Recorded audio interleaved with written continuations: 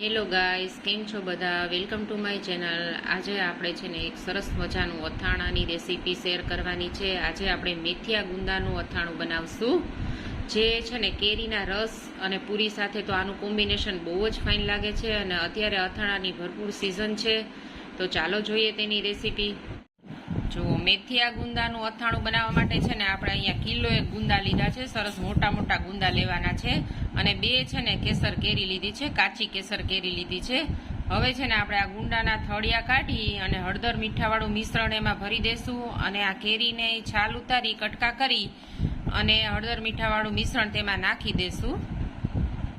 આપણે ગુંદાના ઠળિયા કાઢી અને આવી રીતે છે ને હળદર મીઠાવાળું મિશ્રણ છે ને આમાં આપણે ભરી દેશું. અને આવી રીતે બધા ગુંદામાં આપણે હળદર મીઠાવાળું મિશ્રણ ભરી દેવાનું છે.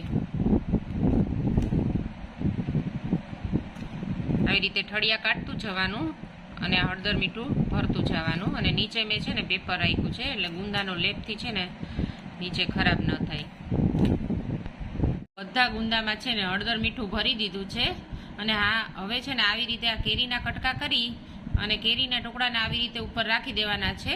હવે આને ઓવરનાઇટ આપણે રાખી દેવાનું છે ઢાંકીને.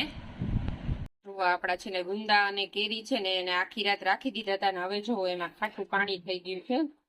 જો આ ખાટું પાણી થઈ ગયું છે. જો હવે આને છે ને આપણે આ લેપ હોય ને ગુંદાનો એ લોહી વ્યવસ્થિત કોરા કરી અને પંખે છે ને 20 થી 25 મિનિટ આપણે પંખે સૂકવી દેવાના છે. ગુંદા છે ને પંખે સુકાઈ ગયા છે અડધી કલાક, અને કેરી પણ સુકાઈ ગઈ છે. હવે આપણે એમાં છે ને આચાર મસાલો જે તૈયાર મળે છે ને આવી રીતે આચાર મસાલો એમાં ભેળવી દેવાનો છે. આવી રીતે આપણે આચાર મસાલો જરૂરિયાત મુજબ જેવું આપણને મસાલો જોતો હોય, અને પછી આવી રીતે આપણે ચમચો ફેરવી અને મિક્સ કરી લેશું. અને કેરી પણ આમાં આપણે એડ કરી દેશું.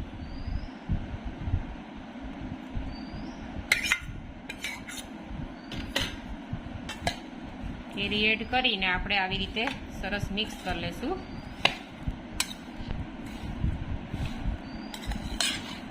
જો હવે છે ને આપણે આ સિંગ તેલ છે એને ગરમ કરીને થોડું ઠંડુ કરી લીધું છે, એ આપણે આમાં એડ કરી દેવાનું છે. આમાં આપણે છે ને સિંગ તેલ જ લેવાનું છે. સિંગ તેલમાં છે ને અથાણા સરસ રહે.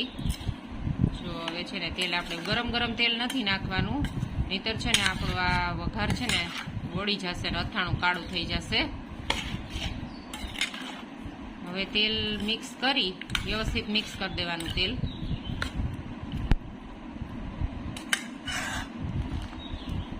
હજુ આપણને એમ લાગે કે આપણે અથાણામાં મસાલો ઓછો છે તો ઉપરથી એડ કરી દેવાનો. મેથીયો મસાલો મળે જ છે બજારમાં, મેથિયાનો સ્પેશિયલ મસાલો એડ કરી દેવાનો.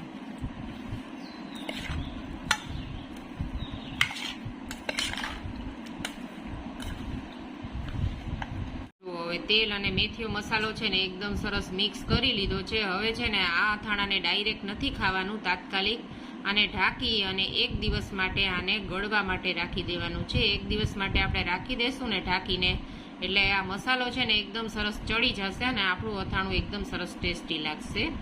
જો 1 દિવસ આપણે છે ને આને ઢાંકીને રાખી દીધું હતું મેથિયા ગુંદાના અથાણાને. હવે એકદમ સરસ મસાલો આમાં મિક્સ થઈ ગયો છે, અને આપણું જે આ અથાણું છે ને એ બરણીમાં ભરવા માટે રેડી થઈ ગયું છે. તો હવે આપણે એર ટાઈટ કાચની જારમાં આને ભરી લેશું. તો ગાઈસ, આપણું આ મેથિયા ગુંદાનું અથાણું છે ને આપણે કાચની એક જારમાં ભરી લીધું છે. જો મારી રેસીપી તમને આ સારી લાગી હોય ને તો તેને લાઈક કરજો અને શેર કરજો, અને મારી ચેનલને સબસ્ક્રાઈબ કરજો. ફરી પાછી આપણે અવનવી રેસીપીઓ અને અવનવા સ્વાદ સાથે મળશું. Thank you for watching.